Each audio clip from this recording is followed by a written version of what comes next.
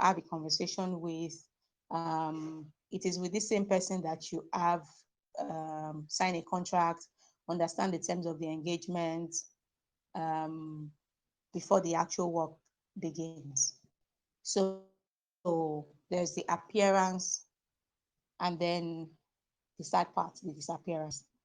Many times as ghostwriters, like it is embedded in the fact of the trade that you have to know how and when to disappear, right? Like you have um, to be able to divorce yourself from your work. It's part of the work. So when I started ghostwriting, and I got into ghostwriting by chance, right? So I got a book that I was supposed to edit, and I looked at it and I saw that this doesn't need editing. This needs like tons of massive ghostwriting, and we had to go back to the very beginning of the thing and then restructure and then start chapterizing and all that. But Hmm, another matter entirely. The person that the book was about became a ghost in the middle. Like the man died, literally. So that's I should write a whole LinkedIn article about this. So it's and usually many times when people do this, they are like vanity projects. So I think at some point, especially for Nigerians, they just wake up and think, my legacy. I must write something. People must know who I really am, and then they want to drop something for people, um, generations unborn and things like that. They want to have their, I don't know, right? Like it's just a vanity project thing. So um, it's important for you to know when and how to disappear. And it is hard because as writers, we are quite clingy to our babies. We'll say, oh, it's my work, my name is on it, my name should be on it, and all that. But as a ghostwriter, from the beginning, you have to resolve that with yourself that many times this work, you know, will not have your name. Yes, you wrote all those beautiful lines, all those flowery things in there. You did all of that, but it's not your work. So this is the point where you give birth to a child and then you hand the baby over to social services, like, just take this child from me, right? So um, for me, when I started disappearing, this was how I negotiated it with myself. I told myself that I was using this as an opportunity to practice writing a full book, right? Like for a long time in my writing, I always thought it's always so challenging to start a book and finish it. But ghostwriting gave me that privilege, gave me that opportunity to be able to start all books and finish them. And I also usually tell myself that the more you do it, the better you get, and it's a fact, right? So it's not at a point it no longer became about, oh, okay, you can start and finish a book. It also became the more you write these books, the better you get. And then when you actually want to write your own book, all this practice that you've put into it will come in, like all these, whether it's your book or it's somebody's book, or whether it's an essay or somebody or an article you wrote for somebody, whatever craft it is that you are ghosting for, it refines your own writing. So that was how I negotiated not having my names on books with myself at the beginning, right? Um, but I'm also right now at this stage where I'm beginning to uh, consider exploring co-writing, right? Like in the nearest future, I want to also begin to have conversations around having my name together, or story as told to Temisayo Olofinlua is a ghostwriting project. Yes, the whole world knows. But I also think I've gotten to that stage where I can also begin to negotiate having a name. or especially if it's, and I will explain why. Recently, I think there were two books that I've written recently and I've gone to screen. And um, even though I'd signed off everything,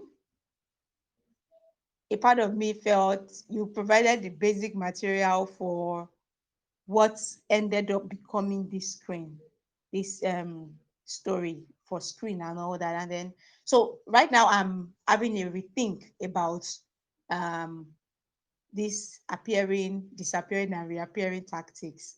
I'm beginning to think more about working some phrases into the contract. And there are different. There is the, of course, the blank ghost, just disappear. And if you put your cards on the table well, there are people who may be up for co-writing, people who may be up for some form of engagement when it comes to, say, it's time to write for screen and all that. So that's my first point on being a ghost. And then I think I need to talk specifically about contracts. The very first ghostwriting thing I did, and I think that was the reason why it went the way it did, because it came in initially as an editing gig, and I wasn't prepared. I had never done this before. There was no one I could talk to. There was no contract. So the person who brought the job, of course, also behaved the way he did, because there was nothing binding. And of course, even when there are things binding, people can still misbehave because they can. But when there's something binding, they will think twice before misbehaving, right? So um, read the contract very well. Like, read every, they will say read the dotted lines, right? Read every dot and the space between the dotted lines. Like, be very, very sure. If you need an extra pair of eyes to look at the contract for you, if you don't understand a line, get a lawyer friend to get on it for you to seek clarity. This is important because you may just be signing yourself into perpetual bondage, or you may be signing yourself into an endless project, right? Um, so let me give you an example. And when I say contracts, you should be clear on things like your deliverables, you should be clear on timelines, because some things can go, some ghostwriting projects can go on and on, and not, if it's something as blank as when the book project is done, no, it cannot work, right? Because when I say put timelines to things, it's put timelines to things like interviews. When will you start? When will you be done? Put timelines to things like when is a chapter breakdown coming in? When will it end? Put timelines to things that when is the first draft of the book ready? When is the client getting back to you with feedback?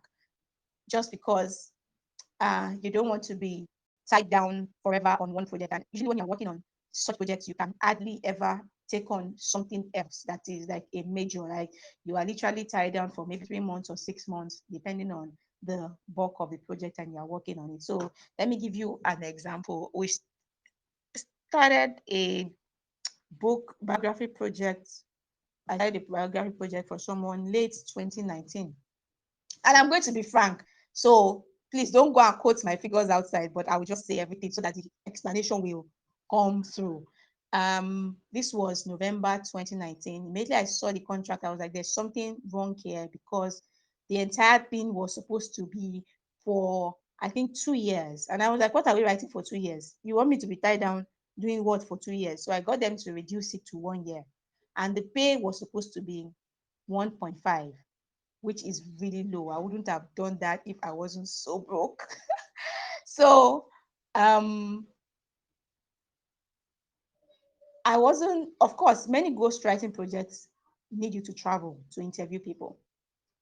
What I did not get clearance on was where exactly are we traveling to?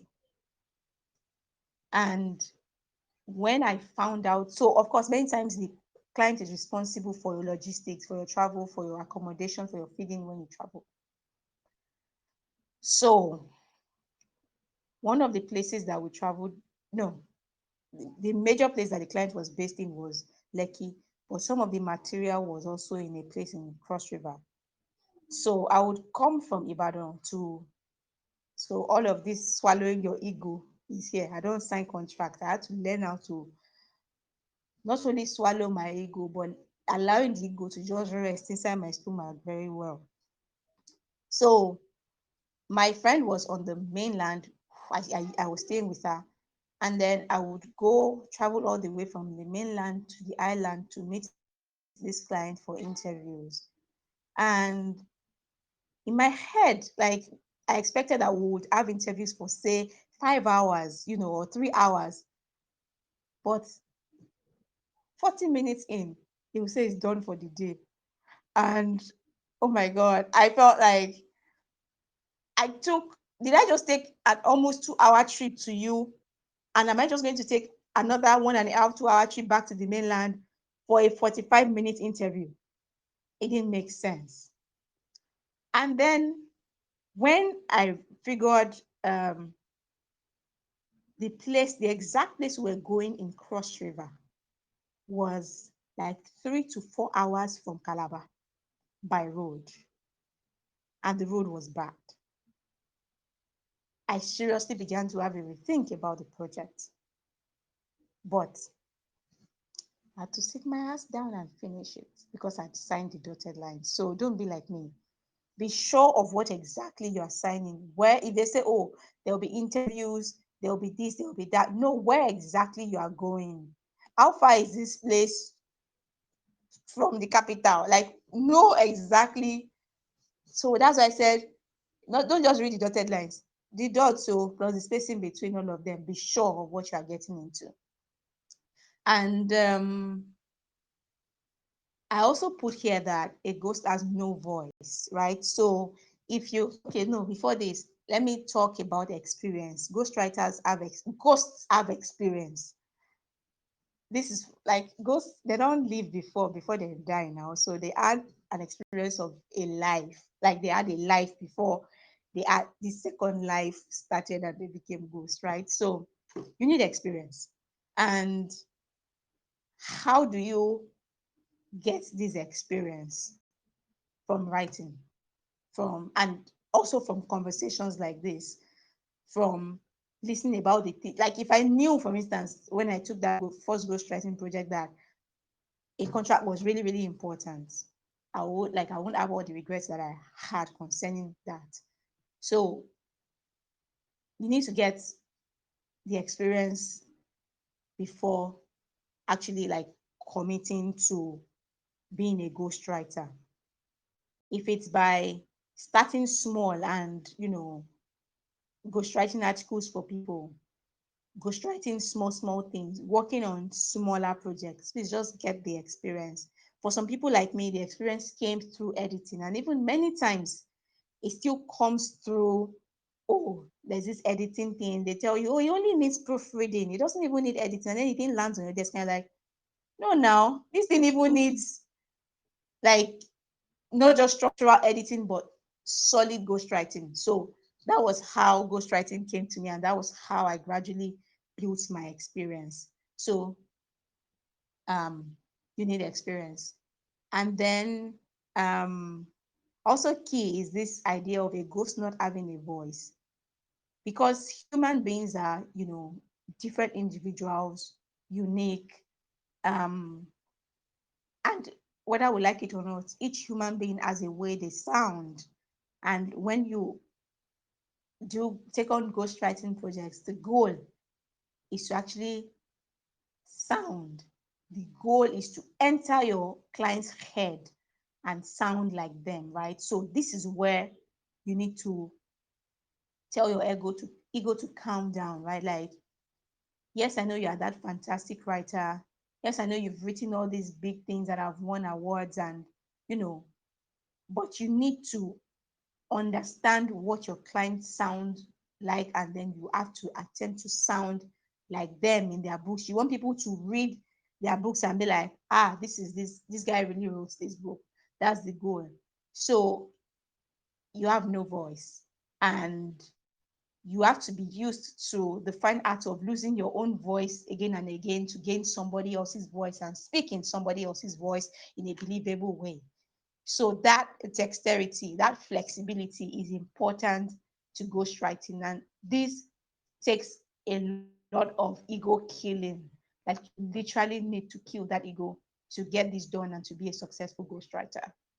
Um, Yes, also I missed out a point. When I was talking about the fine art of appearing, disappearing, and reappearing, usually many times a ghostwriter is involved in the entire publishing process. So you don't just write the book and you disappear and that's it, and voila, you have a book in your hands. No, many times you are still involved in the editorial process. So the book goes into the hands of the editor and then they have some feedback.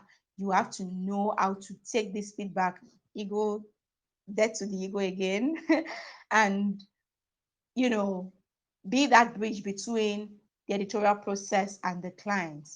So you have to be comfortable with um, being part of this process. And many times you really have to understand all of these processes and also work this process into your timeline. So the fact that the first draft is done doesn't mean that the whole book is done, right? So it's still factoring all of this into what you charge as rates, and because it's still your time and entire, like consider the entire book publishing process. So it's not enough that, oh, I finished the first draft, um, say June 2021, and the book, the editorial process didn't end until say 3 months time.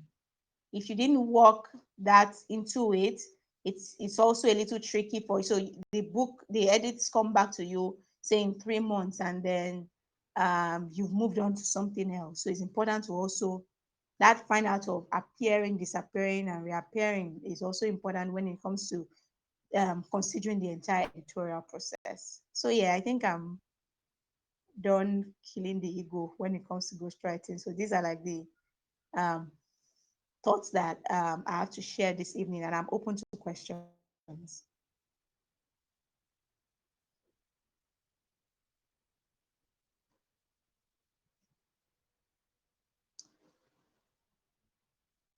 BB, Hi, Tyre. I was hoping that somebody would ask a question. That sounds quiet. But thank you very much. This was insightful and helpful, of course. I learned a lot, and I'm sure everybody here listening learned a lot as well. I will just keep quiet so that anybody that has questions can go ahead. Um, yeah, Question, I have so a that question, in I have a case they are question. awesome, awesome.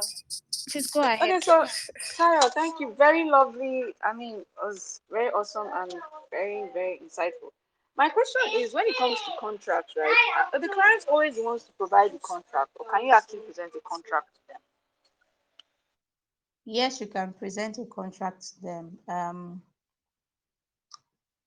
Many times the clients don't know exactly what to do. So it can go when they know what to do and they seem to have a contract, take it and look at it critically. But you can also, many times you would have them tell you, oh, many times you be the one to say, oh, we need to sign a contract. Most times they don't want to sign anything. So um, you many times, most times, are about to provide the contract. Yes. Thanks.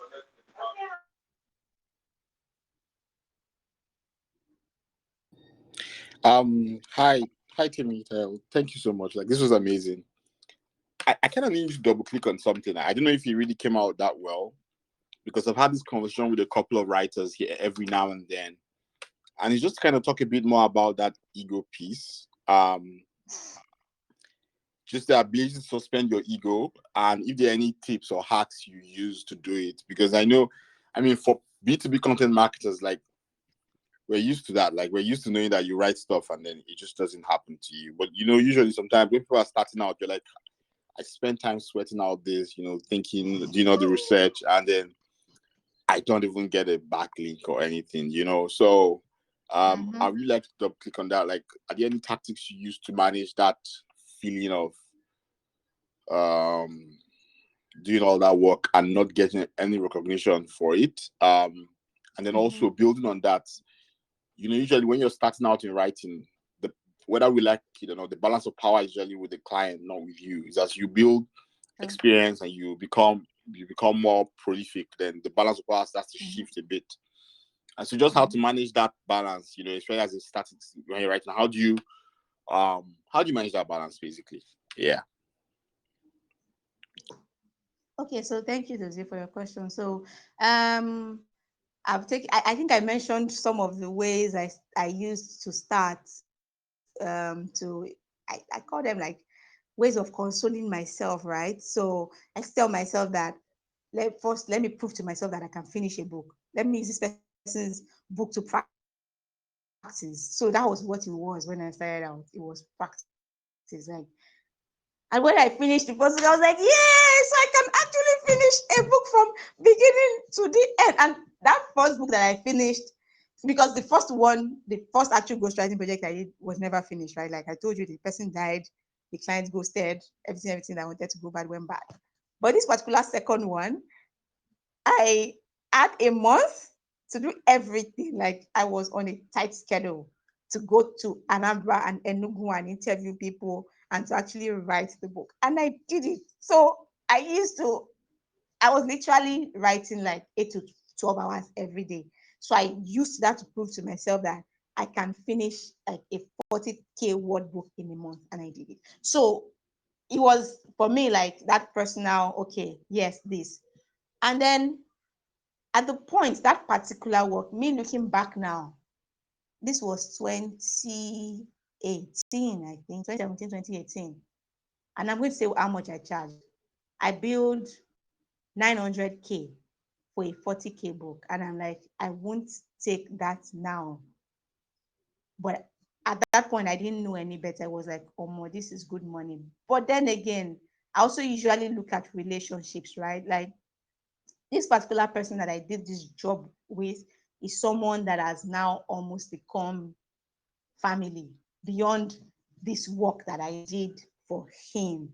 So sometimes, and there are clients that you do the work and then you don't want to meet them again. You don't want to cross their paths again and just move on, right? But I also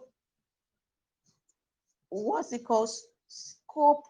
It's not just about the work and moving on. Sometimes you are lucky to find good people that you can beyond the book project just be good friends with. And that was also that for me, for that particular person. And then the money, if the pay is good, I must sell my byline for anything.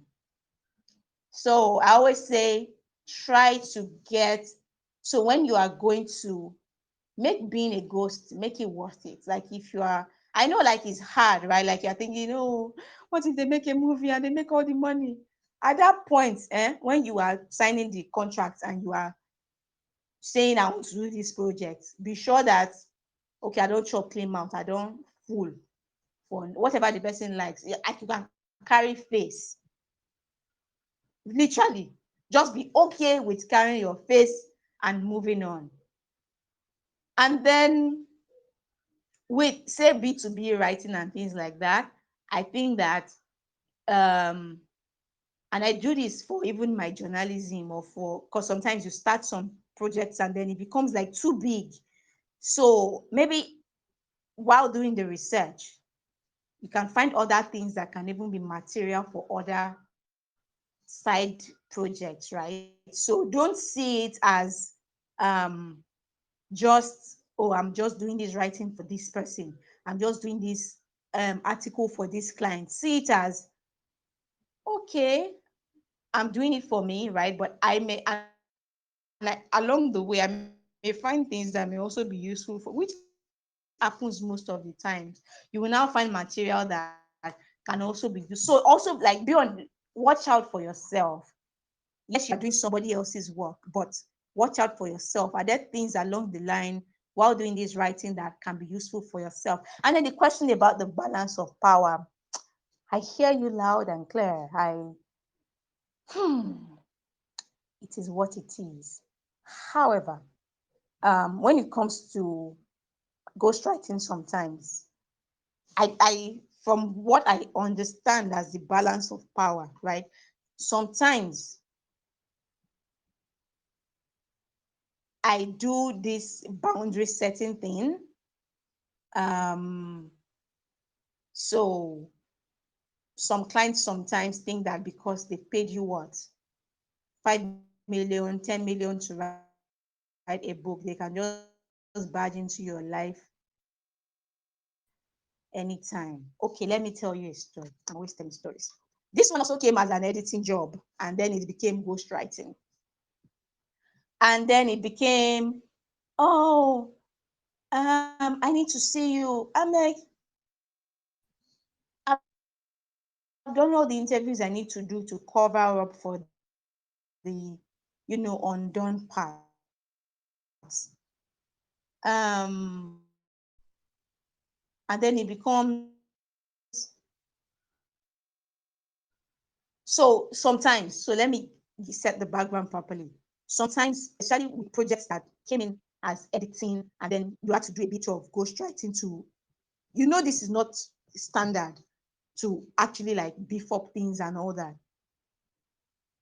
You create a timeline in your head that, okay, this is the estimated timeline that should work. And then you start doing the work. And then you realize, oh, more, I'll need longer time. And then you go back to the client to say, oh, please, I think we need this timeline that I gave you. It looks impossible now. So this particular client, she needed her book out by, I think, the end of 2019. And I was trying to, no, August 2019. And I was trying to explain to her, things have changed now. Even when you have the first draft, it's just the beginning. It will still go through editorial, proofreading, and things like that, layout. And she was like, no, no, no, no, the book has to be out in August. So, and she said, she used the statement like this: I employed you, and I actually dictate how the project will run. So if you think you are not able to do this within the time that I've set now, maybe you should just call it quits. She had not paid me by balance. Maybe in her eyes, she had more power.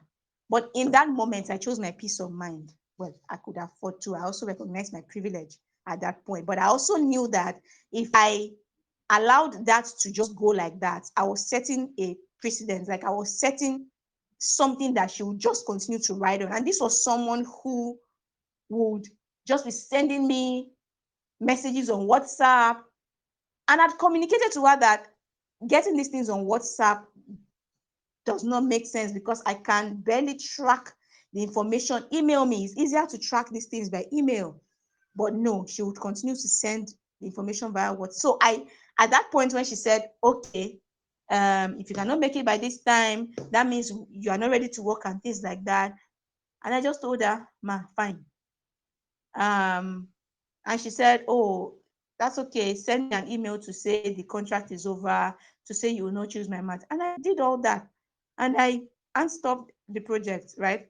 And then the person who introduced me to her came back a day or two before and said, oh, no, you shouldn't have done that. You should have, maybe you should go and beg her and say, and I said, no, where I say good night, I don't say good morning there again. And I was just being careful. Yes, she had all the power. She held on, she still holds on to my balance till today.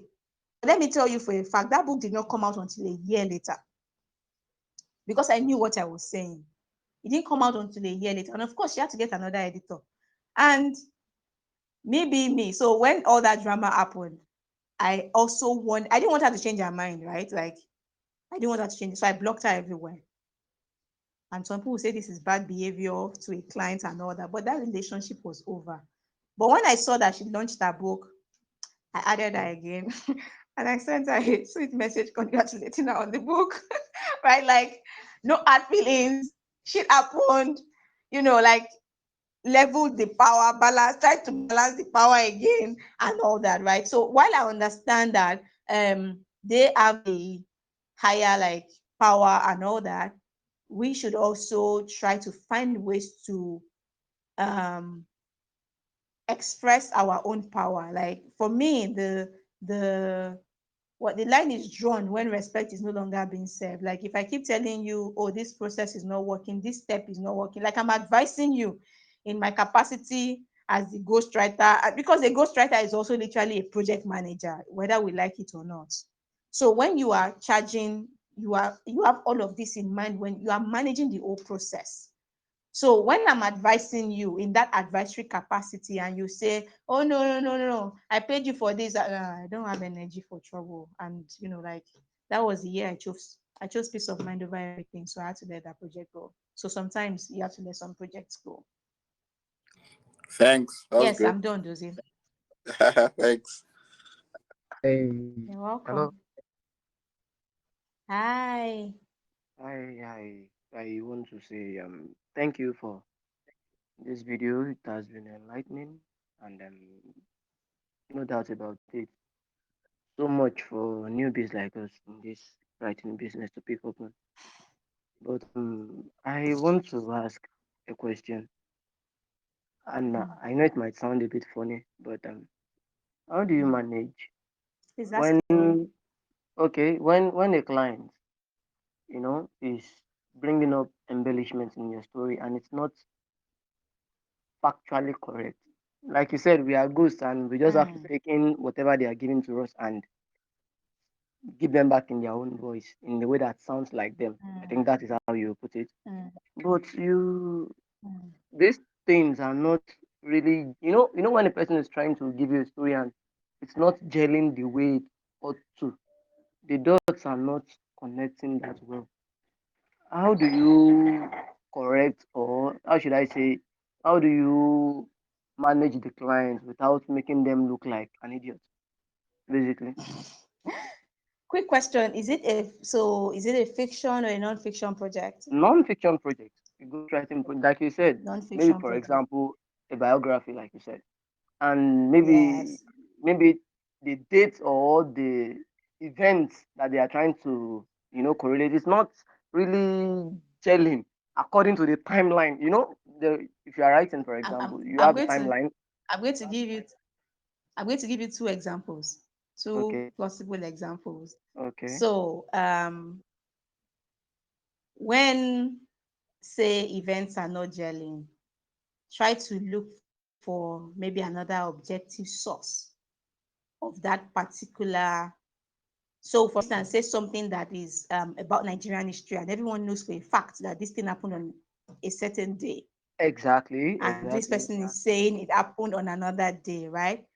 Yes, So, yes, you can try to show this person that you've done your research and this thing actually happened on these days. Sometimes so memory is especially with older people, right? Like while I think ghostwriting is also a beautiful thing because I love, love, love the company of old people. Like they have so much to share. But you also have to know that there are times that memory fails them. I So get it's not you. a debate, it's not an argument. You have Exactly, to gently find a way to lead them to that which is, say, a fact. Sometimes it's, oh, the way they remember it and the way they think events actually happen, exactly. right? You So you you it's you it's get to my question find, very well. yeah. So there is that, and then there is something else that I constantly encounter, which I thought you were asking about. I constantly encounter when you said embellishments, right? Like Nigerians that Exactly. want to paint, they want to paint themselves as, like the good guys The always good from the you beginning to exactly. the You you end of you their you get lives. you get what I'm trying. You get So where I'm going to exactly. with those people, this is what I do. I tell them quite nicely, like, and from the beginning up front, right? Like I tell them, I make them know that what makes us humans is not just our strengths, but also our weaknesses. I want to see you. I try to make them feel very comfortable, revealing, and because most times you visit them again and again, And like if you do it over time, you begin to notice how you built a bond, and this person gradually begins to, gets comfortable with you and begins to share even things that you didn't expect that they will share with you. And it will now become your responsibility to say, okay, I don't think we should say this like this. So it's to try to make them feel comfortable that, see, it's human to have a flaw, and expressing a flaw doesn't mean you're a terrible person. It just means that people will connect more with you as a human being, and not like this perfect God, Thank right? you, thank So you, I thank you I, very, I usually try to tell them that. thank you very much. You've covered You're my welcome. question very well. Thank you. You're welcome. Hey, Tara, one more question. So in some places I've read it's okay to ask for like royalties. That way you don't get to charge too much for the ghostwriting project. What are your thoughts on that? And is this something you'd recommend? And how does that work?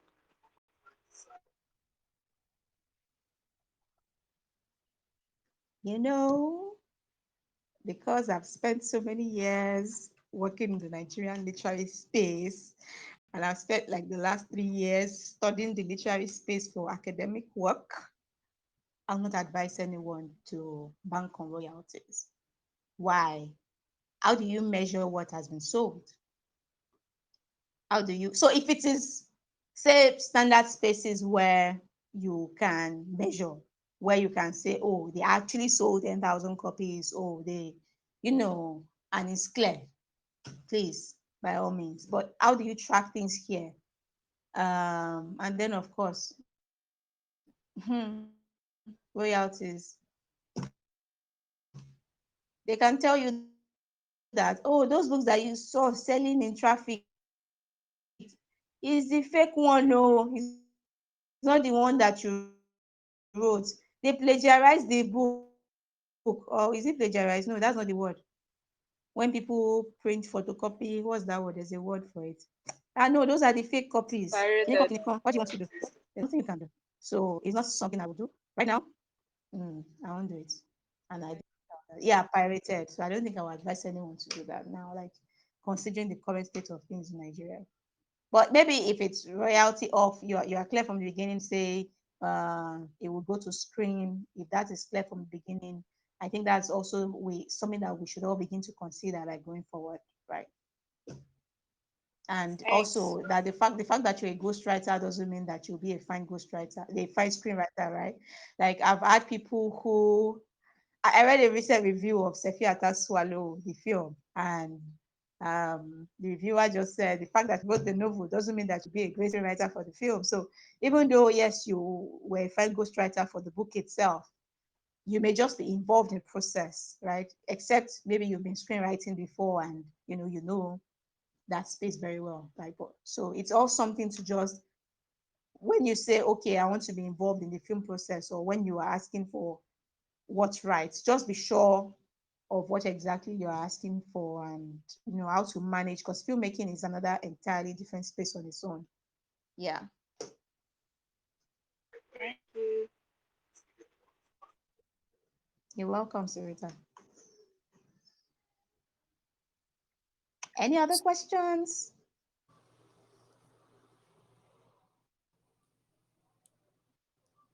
Uh, okay, I can't hear anything else. Thank you again, Tayo. Um, Again, this was super amazing, and I mean, if I'm speaking for the entire community, we're super grateful that she took the time to share this, especially your experiences. Like it was more relatable because I mean, we can tell that you're talking from stuff that has happened to you and all that. So thank you very much. Um, if we have more questions, we can always drop on the group, and of course, Tara will answer as soon as she can. And also, if you like to share your own knowledge, please reach out to me or Dozie, and we'll set it up with a time that works for you. So we've come to the end of this session. Thanks again for joining, and Tayo, thank you very much for being our amazing host. Good You're night, welcome. everyone. Thank you, Have a everyone. beautiful Saturday and weekend. Goodbye, everyone. Bye. Thank you so much, Goodbye. Tayo. Good night. Good Thank you night. too. You're Good welcome. night. Bye.